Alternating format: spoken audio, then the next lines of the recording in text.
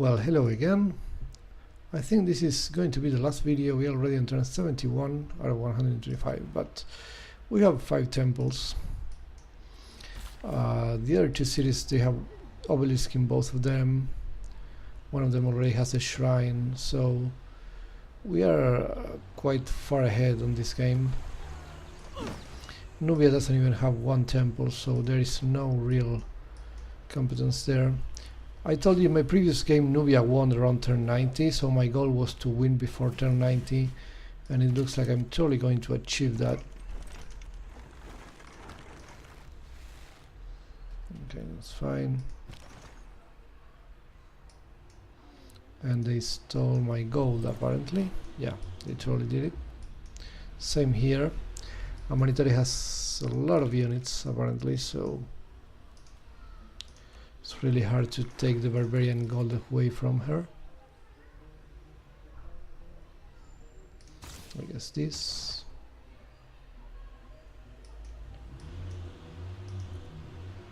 I'm just exploring the map because I have nothing better to do with my units. And we are letting this city grow a little bit.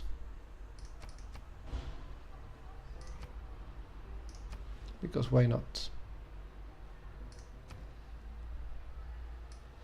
Also, ooh, almost. Okay, that doesn't matter. I can go to Rakdet and get a shrine. Alright, I have the 2 shrines left, so only 2 temples to win the game. That is very, very cool. It looks like I'm going to win the game before Assyria appears. So in this game, here's the thing: Assyria appears, then Persia appears. And I think I read somewhere that even Macedonia will appear eventually by the end of the scenario, which I have never seen because on Deity obviously the game doesn't last that long. But if you play on a lower level, you should probably see Macedon eventually attacking you. What is this guy going to do? Maybe a lighthouse.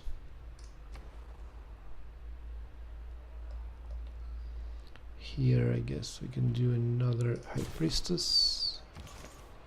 Let's do that. Now of course this guy is only giving me 1 faith point, but still nice.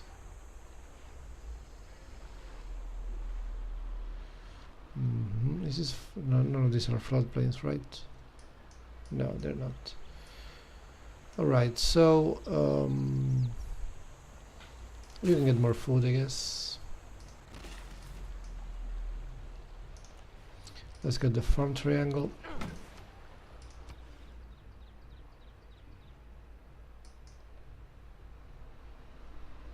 Let's get this one grow in 1 turn. That's good. You, my friend, have nothing to do. I guess another archer is fine.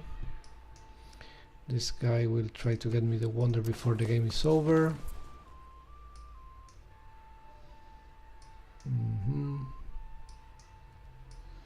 I guess same here.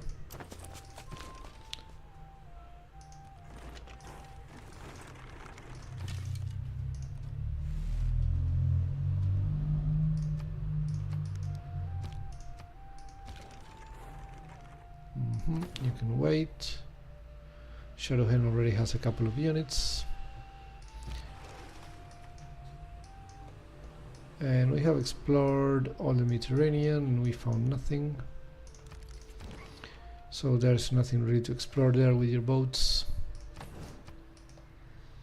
And we're getting there. Next turn I'm buying the 6th temple. She hates me and I don't know why. I cannot send a delegation, as you can see. Oh, there you go. Assyria has invaded. Turn 74, 700 BC. So on 700 BC, Assyria invades. That is something to consider. There should be a barbarian outpost here. Yeah, there you go.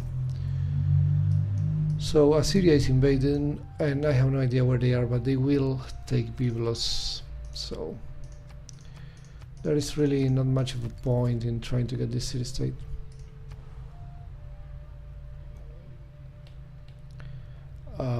and we are going to get, I don't know, whatever. The game is about to be over, so this is not very important.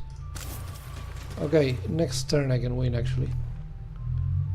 Yeah, next turn I will surely win the game.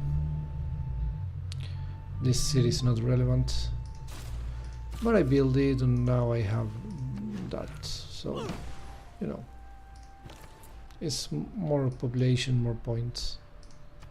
I'm not going to get this wonder apparently, even though I do all of this stuff.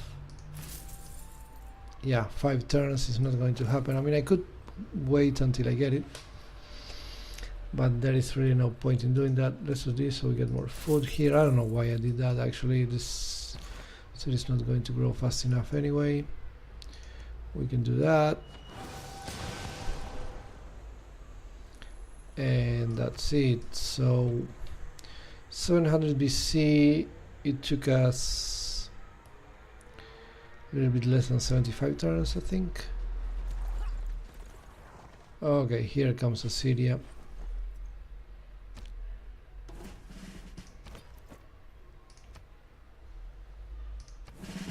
Let's get some extra strength here. Let's do some damage. We don't want these guys winning so easily. Anyway, so I'm going to save right now because I like saving right before I win the game. If this doesn't crash, it's going to be a little bit slow today. Okay, so yeah, so this was a strategy, as you can see, completely peaceful. I didn't go to war with the Manitora, even though she announced me. If you go to war, I guess you can take all of the cities before she builds city walls, otherwise it's going to be a pain. You have to bring battering rams and stuff. But it's not necessary. You do need so many luxuries, so building this city here to get the gold and the silver was definitely a good idea. As you can see, we are already getting some cities on content status, so yeah. We have a lot of food, that's the thing, so your cities are going to grow. This is my Egyptian empire, pretty nice. And this city here also for the mercury and the salt, that's also a good idea. Conquering on, I did it on my first attempt and it wasn't a good idea. The pyramids are not so necessary, the builders are really not that expensive. And as you can see here, I left a lot of tiles unimproved and nothing really happens. It's not a big deal. It's more important to have a lot of high priestess to get a lot of faith. Remember to do your sphinxes next to the holy sites, so they give you 3 faith points instead of just 1. And so from on, if you don't conquer it, you can get a lot of faith points, 4 per holy site, which is a lot. That is at least 4 times 7, so at least 28 faith points if you don't conquer the city. So don't conquer it, get the 28 faith points, that's pretty good. And obviously you also want to get Karga. Send a bunch of units to the south, just in case Amanitore gets funny, and be careful with Libya attacking Rakedet before it gets walls. That's it really. You're probably not going to release this one from the Libyans like I did on this game. You're probably going to release it from the Hyksos, but it's still a good idea to do it, and I usually try to protect it from Assyria, and if you have a few units here you can usually achieve that. It's not so difficult. And as you can see, the only other city-state is Byblos over there. There is nothing on the Mediterranean, and this is it really. I don't know if to the south there are more city-states that Nubia can play with. I honestly don't know if, I don't know, maybe Mali is here? I don't think so. It wouldn't make sense from an historic point of view, I think. If you're Nubia, you can probably get to Punt first, because you're much closer, but that's about it. You don't have any enemies, so it's very easy to play peacefully if you're Nubia. And but I think it's more interesting, it's much more interesting to play this scenario with Egypt, because as you can see, all the wars are happening here on the north, and it gives you a lot of stuff to do and much more fun. Okay, so we have the faith points that we need. Let's go here, get the temple to Amun, and there we go. We crave solace in the darkness. Okay, so this is the religious victory screen. It's not a specific one for this scenario. Thanks to you, We found I think the cosmos. I think it makes sense because this is kind of a religious victory. You have to build 7 temples after all to win. So yeah, you have become the first player to build 7 temples, etc., etc. We won on turn. Oh, only 268 points. I guess you score higher if you conquer everybody. And we won on turn 74 or 75, which is fine.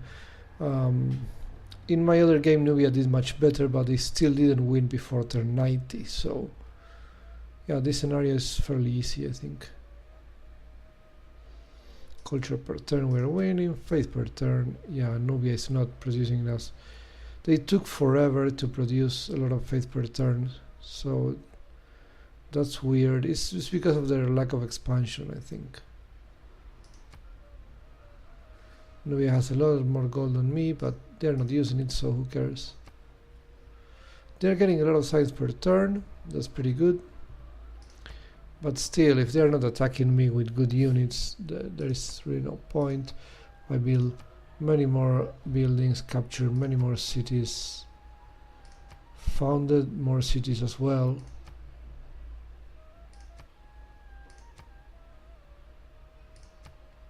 Earn more great people, made more combats, kill more units, did more of everything basically. And that's it, guys. That's the victory. I hope you have enjoyed this scenario, and when a new historical scenario comes from Civilization 6, I will also play it on Deity to show you how to do it. See you guys later on the next video, whenever that comes.